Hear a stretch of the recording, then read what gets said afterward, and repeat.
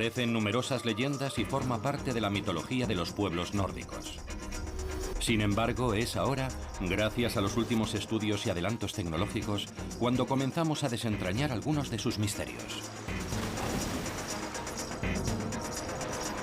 ¿Puede la aurora boreal suponer un peligro para la humanidad y los animales? El cielo en llamas.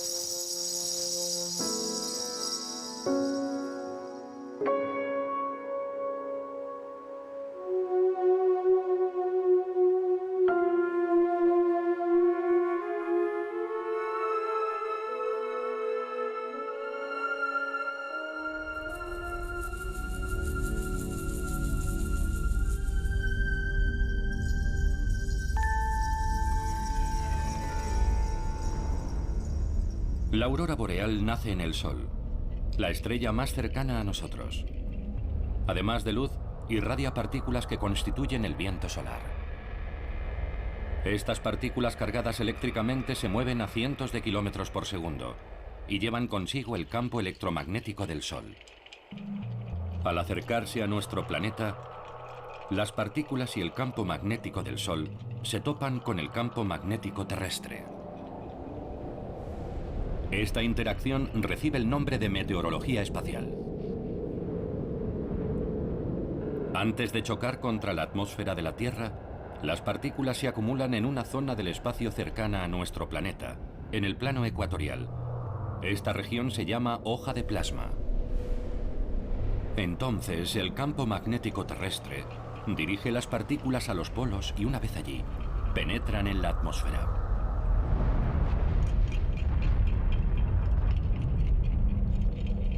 Las zonas alrededor de los polos reciben el nombre de óvalos aurorales, y es allí donde las auroras polares son más comunes.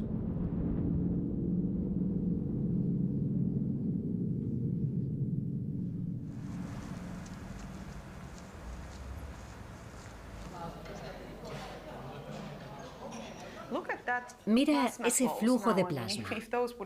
Si eso llegara a la ionosfera, veríamos auroras espectaculares. Sí. El equipo de investigación de física espacial de la Universidad de Helsinki, dirigido por la profesora Minna Palmroth, intenta resolver los misterios de la aurora boreal. Mirad esa cola. ¿Qué está pasando? Es cada vez más fina. Ah, sí, se está desgarrando. Vale, se ha separado. En la actualidad están desarrollando un modelo llamado Blasiator. Su objetivo es conseguir información nueva sobre la aurora boreal y su formación en el espacio cercano a nuestro planeta. Contar con un modelo de esa región del espacio cercana a la Tierra es muy importante, porque si dependemos únicamente de los satélites, solo conseguiremos datos referentes al pasado. Pero si por el contrario construimos un modelo capaz de resolver ecuaciones de antemano, podremos hacer predicciones, como ocurre con la meteorología terrestre. Vale, y aquí tenemos lo mismo, pero en grande. Las zonas rojas se mueven hacia la Tierra mientras que las azules se están alejando.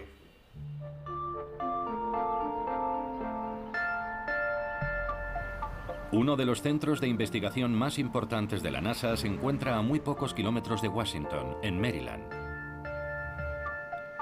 Se trata del Centro de Vuelo Espacial Goddard, y allí trabajan unas 10.000 personas.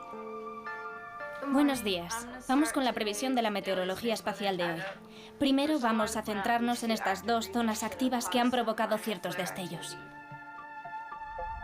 En el Centro Goddard se estudia física espacial, heliofísica y ciencias de la Tierra. Además, predicen el comportamiento del Sol. Recogemos datos del Sol, del viento solar, de la magnetosfera y de las capas más altas de la atmósfera. Datos con los que luego realizamos predicciones sobre la meteorología espacial. Las predicciones sobre la meteorología espacial nos ayudan a prepararnos ante las temibles tormentas solares.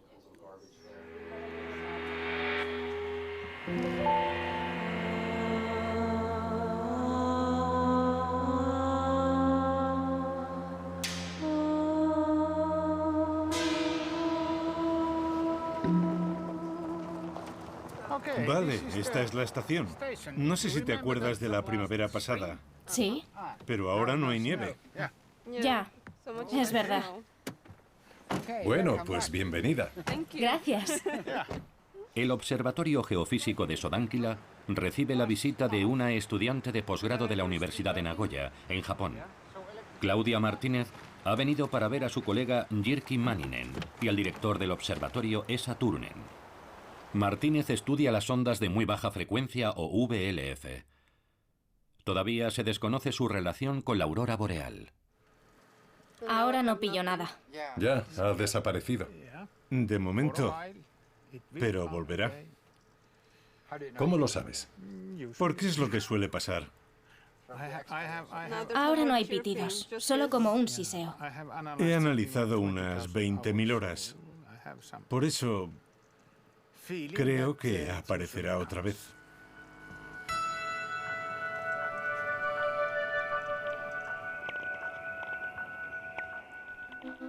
Sodankila es un lugar muy tranquilo, no hay ruido ambiente. Y además contamos con unos instrumentos muy sensibles. De hecho, son de lo mejor que hay para lo que hacemos aquí. Después de las mediciones, comparamos los datos de las ondas en el espacio con los datos a nivel de la superficie terrestre. Eso es justo lo que hace Claudia. Por eso ha venido aquí. Las ondas de muy baja frecuencia presentes en la naturaleza conforman una rama particular dentro del estudio de la aurora boreal. El objetivo es comprender cómo estas ondas viajan desde una zona del espacio cercana a la Tierra hasta nuestra atmósfera. Sí, lo he oído. Es de las grandes. Qué bien. Se oye como dentro de un embudo. Ah, sí. Ahora tienes... Sí, es verdad. Es como uno de esos tubos que llenas de arroz. Ya. Y luego los agitas. Así es como ha sonado. Ya. Qué bien, lo he podido oír. Qué alegría. Comprender el comportamiento de las ondas de muy baja frecuencia es importante porque afectan a la temperatura de la atmósfera. En nuestras mediciones, los datos obtenidos parecen indicar que las partículas de alta energía que crean las auroras boreales penetran en regiones profundas de la atmósfera. A nosotros nos interesan los cambios químicos que se producen en ese proceso. El ozono es uno de los gases que influyen en la temperatura atmosférica. Así que cuando las partículas solares penetran en las capas profundas de la atmósfera y destruyen este gas, provocan cambios en la temperatura.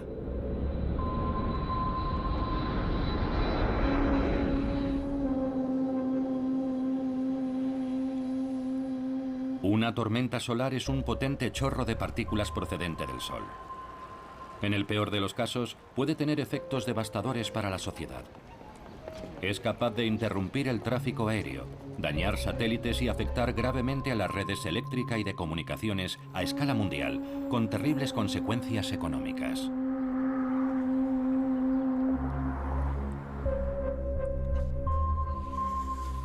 La tormenta solar más potente de la historia se conoce como Evento Carrington y se produjo en 1859.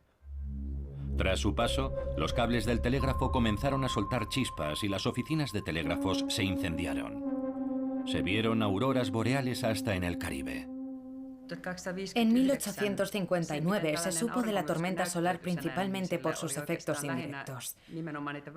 Por entonces nadie, literalmente, pudo comprobar cómo las partículas solares golpeaban la atmósfera terrestre, claro. Pero sí pudieron ver las auroras polares y las agujas magnéticas de las brújulas girando sin control.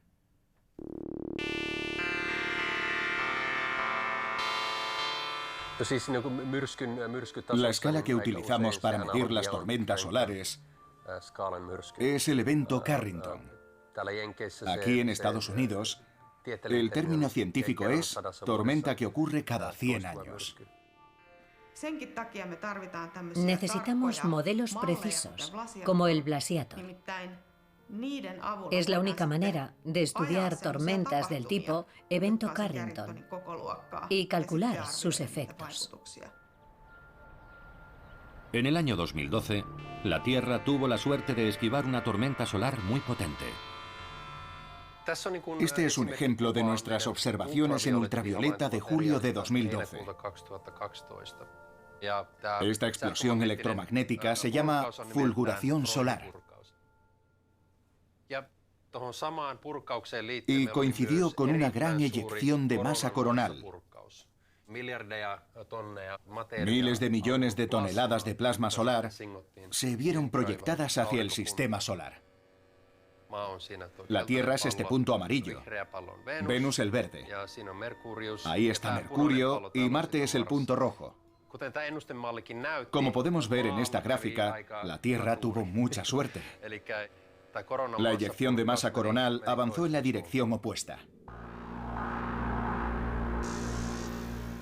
Si llega a impactarnos, habría formado una tormenta terrible que habría provocado muchos daños en la red eléctrica.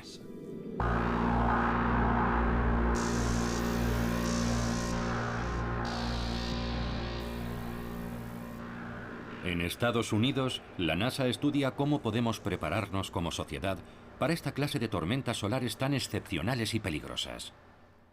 El mecanismo físico básico de cómo la meteorología espacial afecta a las redes eléctricas es la inducción.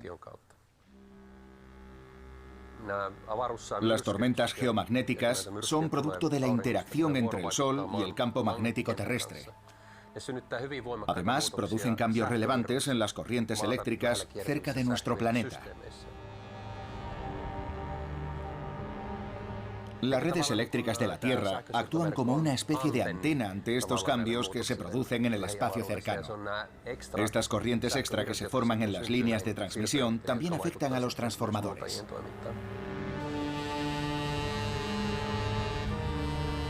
Investigar el espacio que rodea la Tierra es vital para la humanidad. La mayor parte de las sociedades modernas dependen en gran medida de los datos aportados por los satélites. Creo que la mayoría de la gente no se da cuenta en nuestro día a día de lo mucho que dependemos de los satélites o de los móviles, el GPS o Internet. O sea, nos da mucha rabia cuando de repente Internet va lento. Pero si un satélite deja de funcionar, nos quedamos sin GPS en una zona determinada. De modo que es importante comprender cómo funcionan estas cosas, cómo nos pueden afectar. Cuando hablamos de hacer predicciones sobre la meteorología espacial, nos encontramos en una situación parecida a cuando se hablaba de predecir el tiempo en los años 50. Ahora mismo no podemos hacer un pronóstico fiable y decir con seguridad, por ejemplo, que mañana se producirá un evento que afectará a las infraestructuras y que tenemos que prepararnos. Todavía no lo hemos conseguido, pero estamos en ello.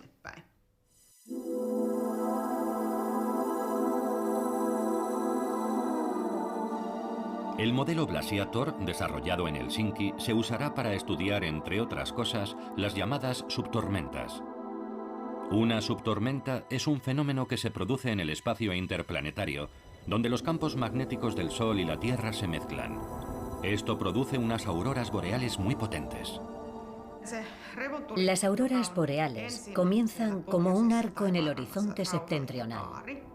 Luego ese arco comienza a elevarse poco a poco en dirección sur. Es como si ascendiera en el cielo. En un momento dado y de forma totalmente impredecible, la formación de luz explota. La subtormenta de aurora boreal es lo que vemos en estas imágenes tan bonitas, donde se aprecia un intenso espectáculo de luces con la ilusión además de que hay movimiento rápido de hasta 100 kilómetros por hora. La fase explosiva es la más espectacular y dura una media de entre 10 segundos y 2 minutos. Si las condiciones son excepcionalmente buenas, puede durar entre 5 y 10 minutos. Es muy raro que lleguen a la media hora. Y se pueden repetir. Es decir, se pueden producir varias subtormentas en diferentes lugares en la parte del planeta donde es de noche. Y conforme este gira, se llegan a detectar subtormentas o auroras boreales activas cada hora o cada 3 horas.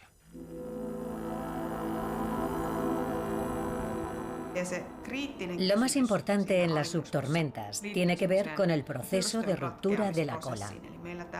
En la zona oscura de la magnetosfera, donde es de noche, hay una larga cola, un poco como un calcetín ondeando en el viento solar. A veces, ese calcetín se suelta y vuela por el espacio. El punto de ruptura de este calcetín es el momento en el que la aurora boreal de repente llena el cielo. Es algo totalmente impredecible. No sabemos cuándo va a suceder. Estamos estudiando por qué y cuándo se rompe. Es una de las cuestiones cruciales de la física espacial. Y yo diría que todos los equipos de investigación, de alguna manera, tratan este asunto.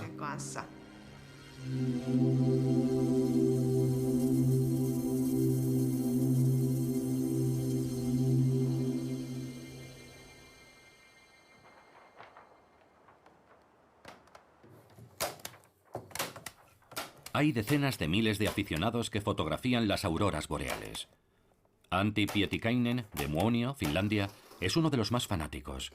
Su sueño a largo plazo es construir una base móvil para sus viajes fotográficos. Montaré el dormitorio en la parte de atrás. Aquí habrá una cama grande y luego pondré 2 camas pequeñas más. Aún tengo unos meses antes de que llegue el invierno para construir un refugio acogedor donde dormir, comer y recargar el portátil. Podré trabajar aquí dentro mientras espero a que aparezcan las luces y el buen tiempo. Aunque la verdad, todavía quedan muchas cosas que hacer para que esto esté en condiciones.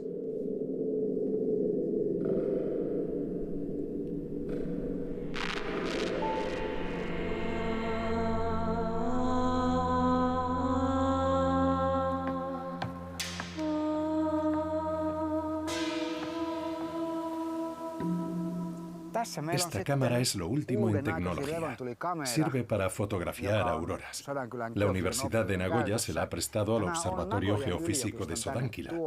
Toma 100 imágenes por segundo. Es muy rápida. Su objetivo gran angular abarca todo el cielo y la usamos para estudiar las auroras boreales pulsantes. Una aurora boreal pulsante es un fenómeno que se produce avanzada la noche. Aparece después de auroras brillantes y activas. Cuando la luz pierde algo de intensidad con frecuencia, el cielo aparece cubierto de una especie de resplandor poco nítido, como turbio. Es como una luz de fondo amable, difusa, que de repente pulsa. Las auroras boreales pulsantes cambian la composición de la atmósfera. Aún no sabemos la importancia de este cambio en la atmósfera y si está relacionado o no con las consecuencias del cambio climático. ¿Son preocupantes? De momento no tenemos datos suficientes sobre estas luces pulsantes como para llegar a ninguna conclusión.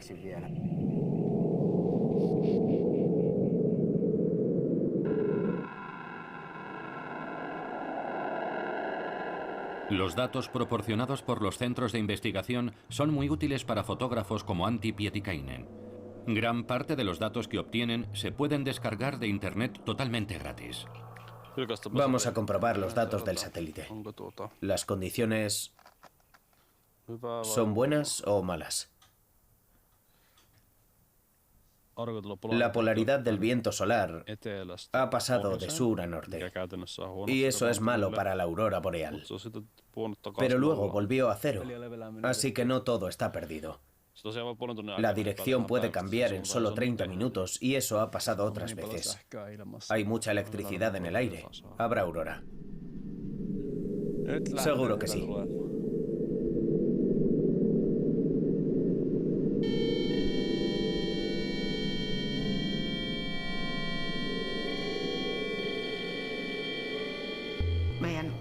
El espacio cercano a nuestro planeta es enorme. La región donde se producen estos fenómenos tiene del orden de trillones de kilómetros. Que hayamos podido enviar tantos satélites para obtener datos empíricos de la zona es muy interesante y útil. Hay satélites, sí, y también podemos hacer mediciones desde la superficie del planeta. Pero resulta imposible cubrir todo el espacio con nuestros equipos, y esa sería la única manera de conseguir una imagen completa de lo que está sucediendo. Por eso necesitamos modelos informáticos. A Mina Palmroth se le ocurrió la idea del Blasiator a comienzos de los años 2000. Muy pocos creyeron en ella. Pensaron que me había vuelto loca. La verdad es que era un asunto difícil, principalmente porque no había un solo ordenador en todo el planeta capaz de soportar un programa como este, como el Blasiator. Por supuesto, yo ya lo sabía. Solo había 2 ordenadores en el mundo donde se podía probar suerte, y tendría que utilizar los 2. ¿Qué probabilidades había de que me dejaran usar un superordenador de manera exclusiva? Sabía que iba a ser muy difícil. No tenía muchas esperanzas.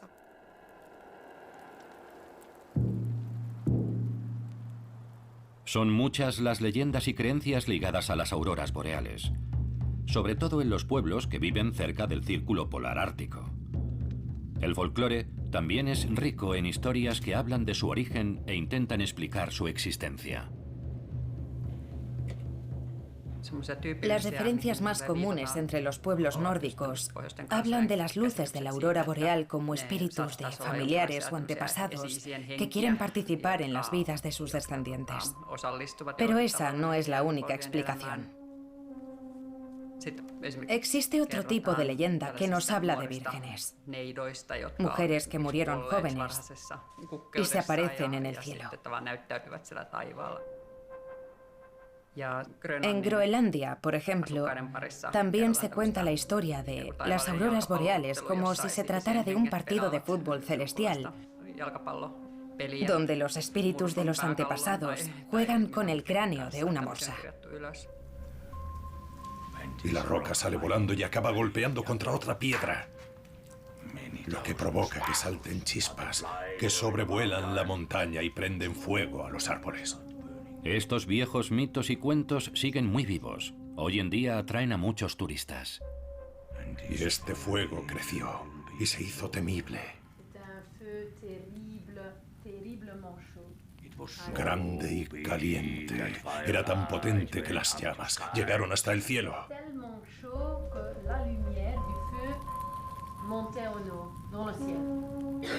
Y allí se quedó la luz para siempre. La luz de los gigantes. La aurora boreal.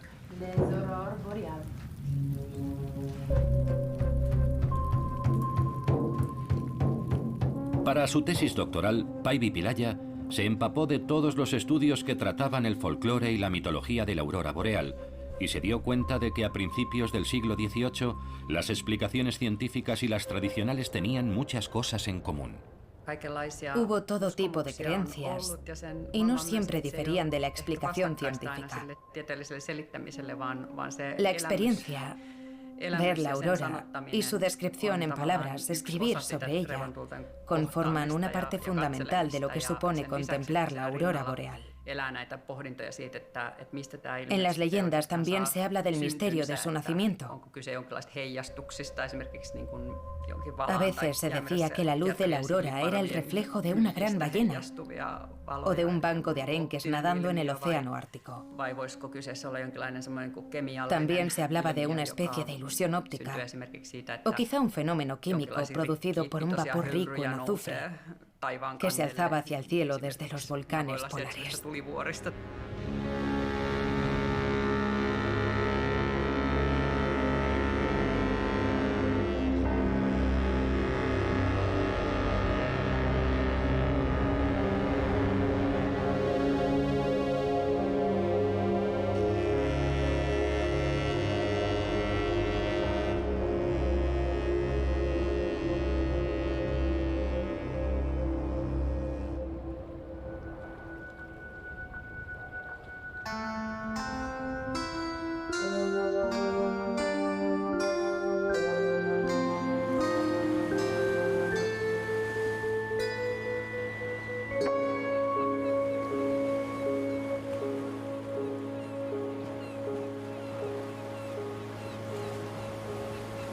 El viento solar afecta a la aurora boreal y también al campo magnético terrestre. Esto puede perjudicar a los animales que se orientan siguiendo los campos magnéticos, como las ballenas, por ejemplo.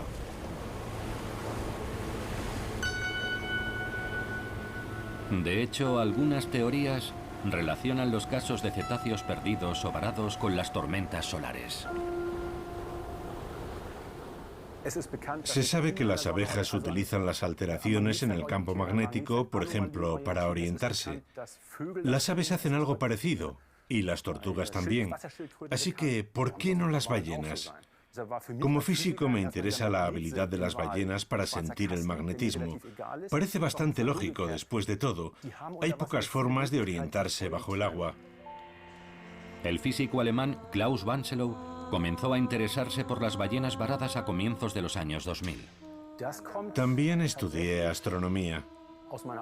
En el año 2001, tuve la suerte de leer un libro de Ulrich Werner, donde hablaba de la frecuencia con que aparecían las manchas solares en un periodo de 100 años.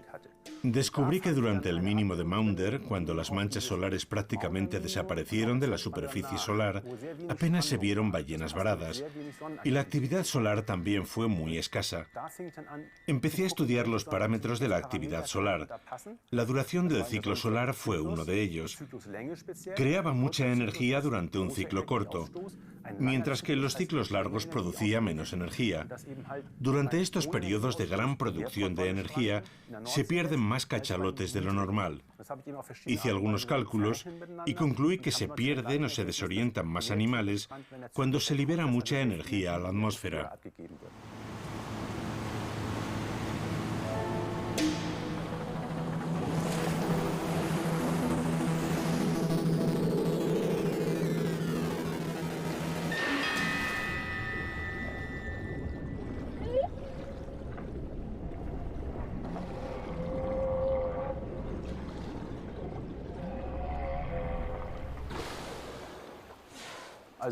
Las hembras y sus crías viven cerca del ecuador hasta que éstas cumplen 10 o 15 años. Entonces migran a zonas que están entre los paralelos 45 y 55 norte. De este modo, los machos jóvenes también crecen cerca del ecuador, donde hay menos perturbaciones en el campo geomagnético. Así que los ejemplares jóvenes solo se topan con estas perturbaciones cuando migran hacia el norte, al mar de Noruega. Solo entonces se encuentran con cambios bruscos en el campo magnético. En el peor de los casos, acaban muy al norte, entre las islas Shetland y Noruega, o se pierden en el mar del norte.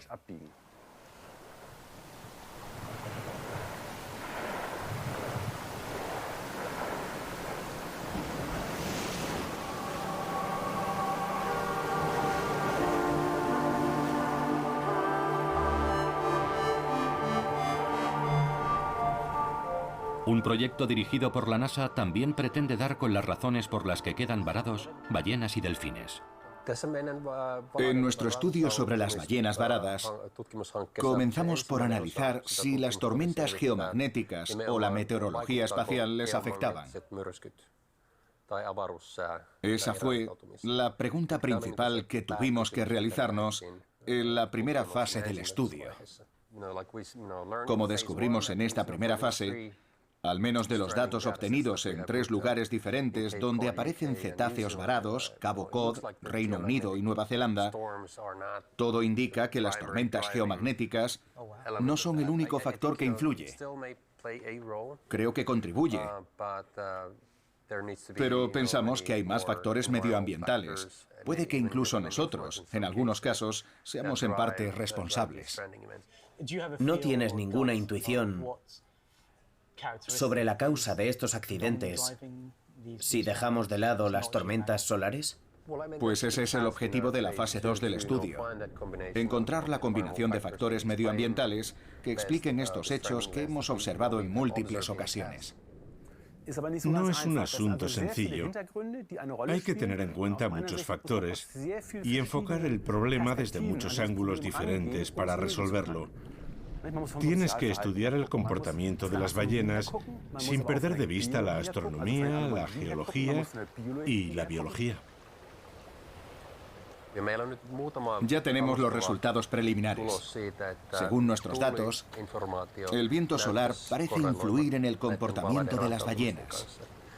Es una pista muy importante. Tendremos que profundizar en esto. Si además pudieras incluir la cantidad de plancton, peces, incluso bancos de peces y capturas, todo eso, necesitamos datos de muy distinta procedencia para incluirlos en el estudio. Desde luego. Sí. Por eso este proyecto es tan interesante. Yo diría que es casi una nueva rama de la ciencia.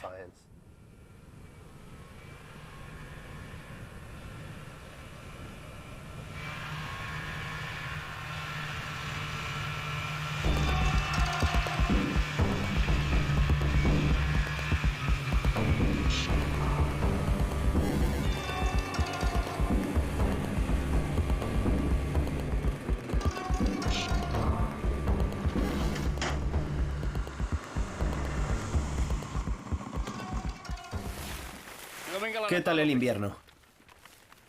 ¿Frío y con mucha nieve? Es lo que hay.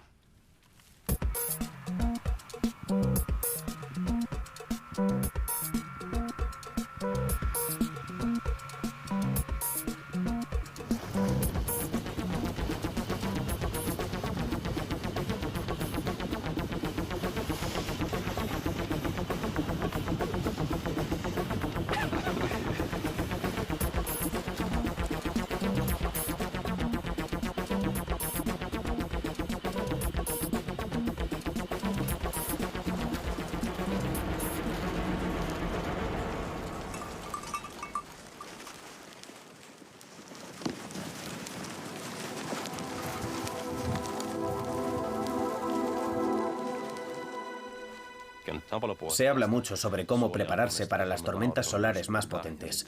Tenemos datos de los efectos de la aurora boreal sobre el clima y sobre cómo afecta a los animales.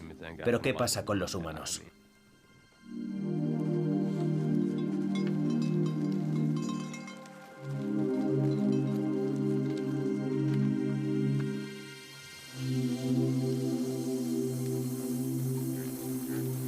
Otra leyenda muy extendida es que la aurora boreal suena. Hay referencias a estos supuestos sonidos en los diarios de algunos exploradores e incluso en los libros de ciencia. El fotógrafo Antti Pietikäinen visita el Observatorio Geofísico de Sodankylä. Quiere saber si la aurora boreal hace ruido. ¿Has escuchado alguna vez una aurora boreal? Una vez, pero hace mucho. Venga, cuenta. Era septiembre y estaba en Kilpisjärvi, en el punto más alto de la autopista. Había algo de niebla, pero estábamos por encima de las nubes. Había inversión térmica. El caso es que por un momento me pareció escuchar a un urogallo. Como si caminara por la nieve. Sí, pensé que eran pájaros. Durante unos 10 segundos escuché como un crujido y luego nada. Estaba por todas partes. Sí, no sabía de dónde procedía el ruido. Pero encaja con la historia del profesor Untolainen. El sonido de la aurora boreal, del que hablan algunos, y el mecanismo que lo causa. Se cree que probablemente surjan en una zona límite, a unos 70 o 100 metros sobre el suelo. Ya. El profesor Untolainen cree que se trata de un campo eléctrico que crea una onda de presión audible. Pero ese ruido no procede de las luces, de la aurora boreal, sino que está más cerca de la superficie. Aunque esto aún está por confirmar, en realidad es solo una teoría. Ya.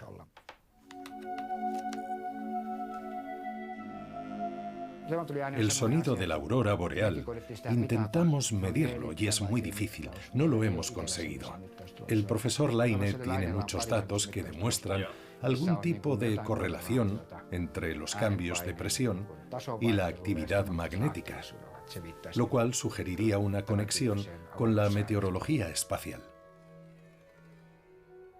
Necesitamos más datos. Si este sonido del que hablan algunos se pudiera medir físicamente, eso significaría que hay un mecanismo de transferencia de energía. De transferencia, sí. Sí, transferencia de energía desde arriba, un mecanismo un tanto desconocido pero muy interesante.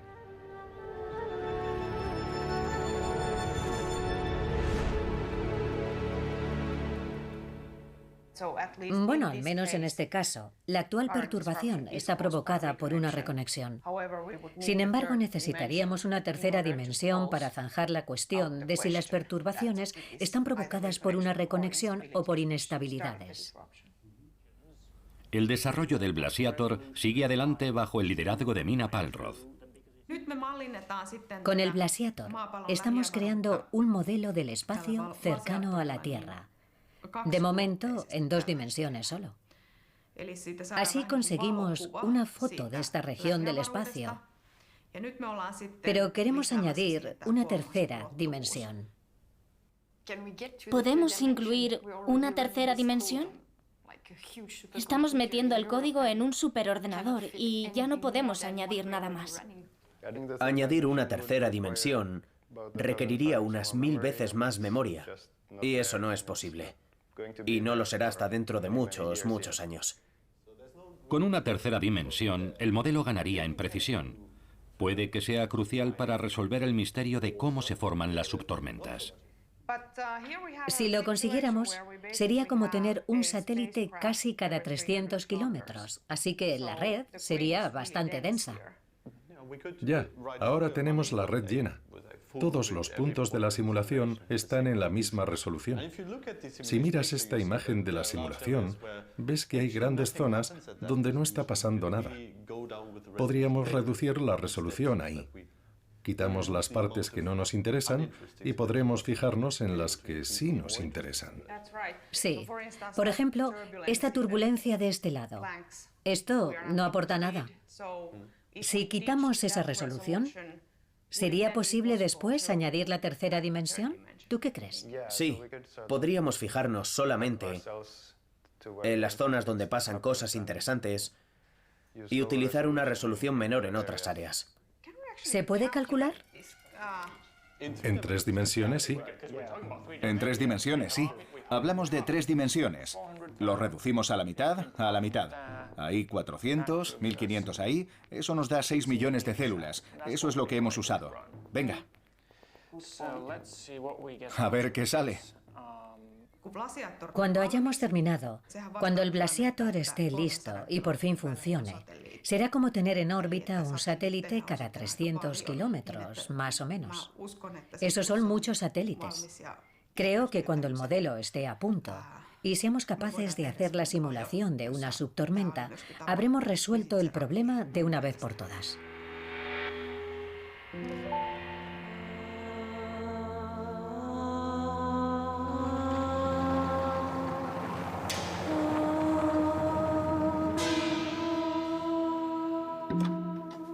Entonces la antena amplifica la señal.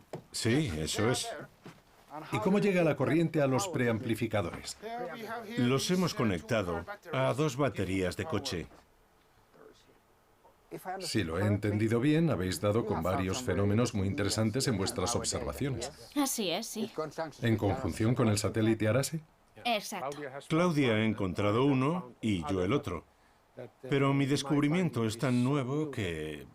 Los datos del Arase no están actualizados.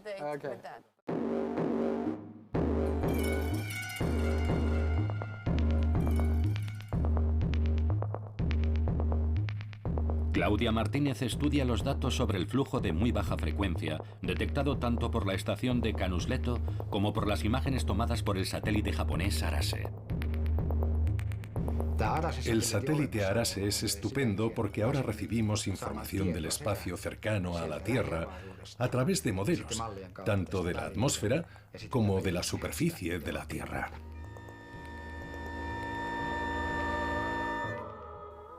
Bueno, este de aquí es el satélite Arase y esta es la estación terrestre. Las ondas se generan aquí, en el ecuador geomagnético, y luego se propagan. A veces rebotan a lo largo de las líneas de campo. A veces no se propagan a lo largo de las líneas de campo y el satélite las puede detectar. Eso nos proporciona una imagen instantánea de la onda en un momento en el tiempo. Luego, la onda sigue y la podemos detectar con el equipo de la estación. Tanto el satélite como la estación de tierra pueden detectar las mismas ondas de muy baja frecuencia.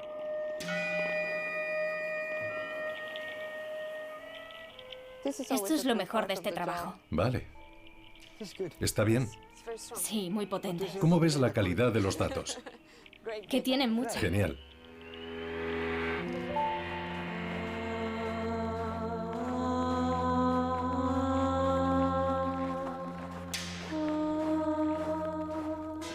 Está un poco nublado.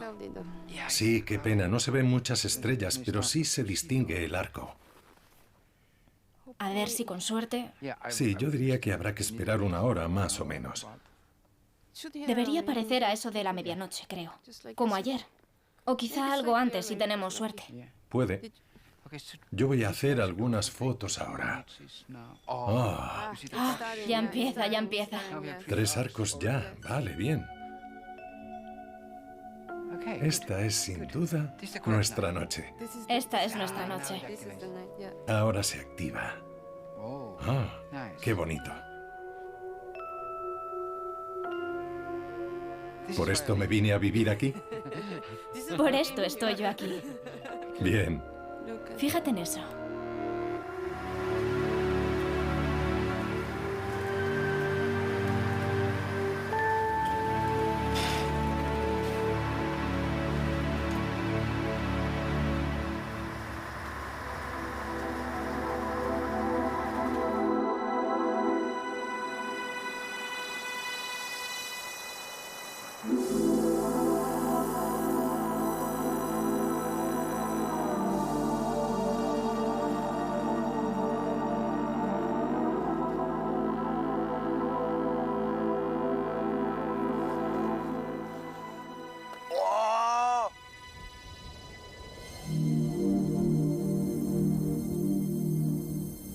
Las auroras polares destruyen el ozono de la atmósfera media, lo que altera su composición química y, como consecuencia, afecta a su temperatura.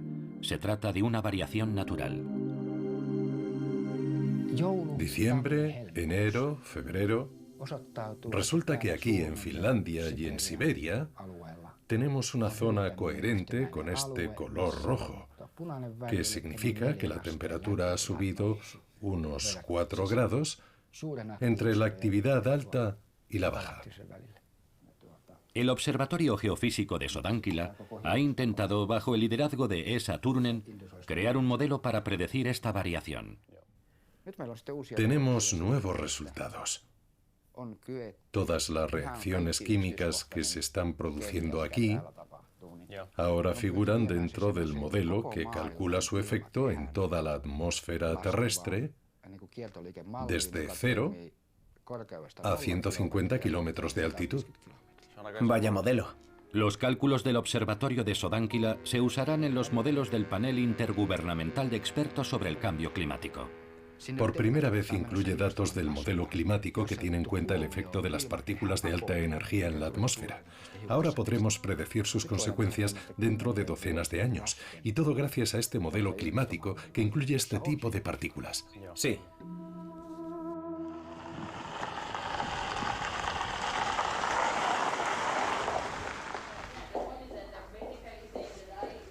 Las últimas semanas han sido muy emocionantes en la unidad de física espacial.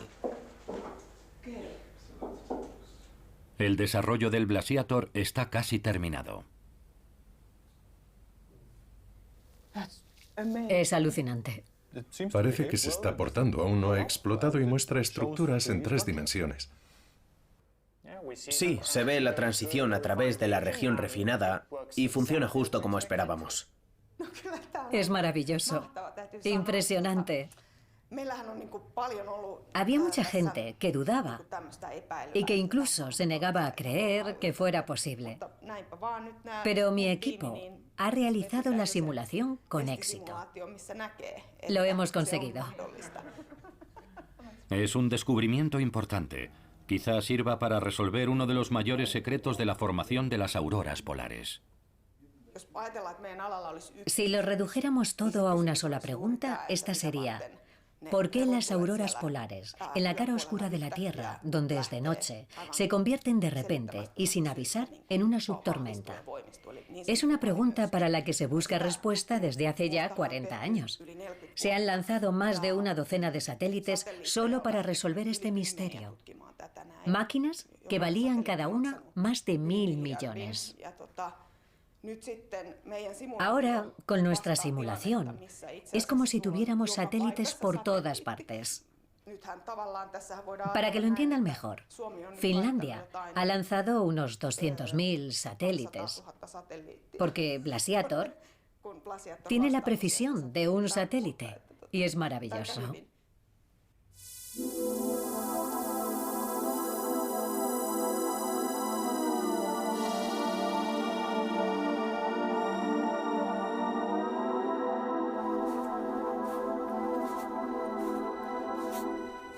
...9 de enero, mi cumpleaños. Tenía el autobús listo para pasar la noche en él y me acerqué con mi perro. Es un husky siberiano llamado Blue. Al perro le habían extirpado un tumor unas semanas antes. Estaba inquieto y tenía frío. Se estaba haciendo tarde, pero conseguí unas imágenes estupendas. Dimos un paseo corto, solo unos metros, y encendí un fuego porque a Blue le encantaba tumbarse cerca de las llamas. Al poco tiempo, empecé a notar un olor acre. El olor era cada vez más fuerte y el corazón se me aceleró. No era una buena señal. No tenía un detector de monóxido de carbono ni de humo, así que no podía quedarme allí. Empecé a trasladar todo el equipo al coche, que estaba a unos 200 metros. Cuando regresé, Blue tenía muy mal aspecto. No sé por qué no se me ocurrió sacarlo del autobús. Estaba jadeando con fuerza y no tenía ninguna coordinación. Lo decidí en unos segundos. Aquello tenía que acabar. Tenía que poner fin a su vida y a su sufrimiento.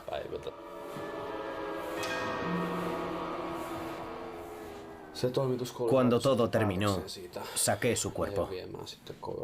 Lo enterré en la nieve para llevármelo al día siguiente, cuando me encontrara más tranquilo. Entonces es cuando vi que del autobús salía un humo negro.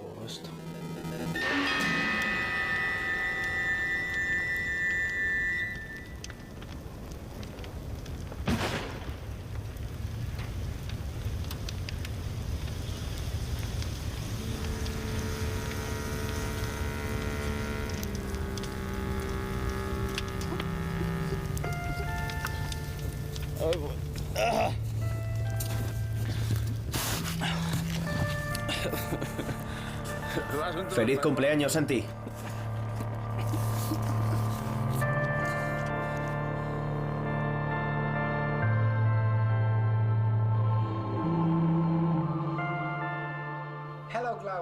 Hola, Claudia. Hola. Hola, ¿qué tal? Bien, ¿y tú? Muy bien. Me alegra verte. Me han dicho que tienes noticias sobre los resultados. Has estado analizando los datos de Arase y la estación de Canusleto. ¿Estás escribiendo ya el artículo? Sí, el artículo ya lo tengo casi terminado. Diría que al 85%. Solo me queda la última parte, en realidad. La de la argumentación. Estupendo. Espero entregarlo dentro de unas semanas. Martínez cree que pronto podrá explicar cómo las ondas de muy baja frecuencia y las partículas solares se mueven desde el espacio interplanetario a la atmósfera. Es un dato importante para proteger nuestros satélites, la Estación Espacial Internacional y las futuras misiones espaciales de las destructivas tormentas solares. La idea es predecir lo que llamamos la meteorología espacial. Predecir cómo las partículas, las ondas y todo lo que rodea a la Tierra va a reaccionar cuando se produce una tormenta solar, una tormenta geomagnética, etc. Nos da un poco de miedo lo que puede pasar si estas enormes tormentas solares llegaran a la Tierra. No tenemos una idea muy clara de lo que sucedería en ese caso. Es aterrador. Si alguien me pregunta qué pasaría si una tormenta tipo Carrington golpeara nuestro planeta, no sé qué decir. No tenemos datos sobre eso. Deberíamos estudiar el tema y desarrollar modelos. El estudio de las leyes de la naturaleza responde a la curiosidad que el ser humano siempre ha sentido por el mundo. Y es lo que nos hace progresar. Nos ha permitido sobrevivir. Estamos embarcados en una odisea espacial y la Tierra es nuestra nave. Nuestro trabajo nos ayudará a que ese viaje sea más seguro.